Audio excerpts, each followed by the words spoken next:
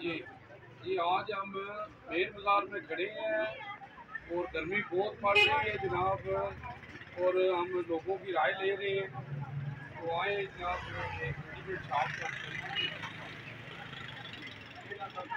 मोहम्मद सलमान, मोहम्मद सलमान साहब, क्या कहना चाहोगे? गर्मी बहुत पै रही है। ये कहना चाहेंगे जी, ना लो बिजली है, महंगाई बहुत ज़्यादा हो गई है, कस्टमर खलोंदा को नहीं जे, और यानी कि रेट समझ नहीं आता।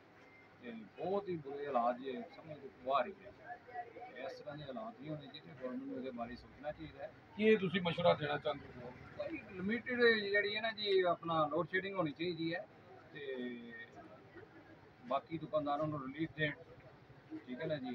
टाइम टेबल वही थोड़ा जिहा शाम को काम का होंगे, कोई दुकाना बंद हो जाती है, ये भी कोई गौरमेंट को फेवर करनी चाहिए है। ਇਹ ਤੁਹਾਡਾ ਕੀ ਮਤਲਬ ਹੈ, ਦਿਨ ਨੂੰ ਦੁਕਾਨ ਬਿਜਲੀ ਬੰਦ ਰਹਿੰਦੀ ਹੈ? जी नहीं, बहुत ज़्यादा लोड शेडिंग है ना जी। रात को 8 बजे दुकाना बंद, 8:30 9 बजे बिजली सारे बंद करा देंगे। कोई शहर का गाहक होंगे उस वक्त दुकाना बंद हो जाएंगी।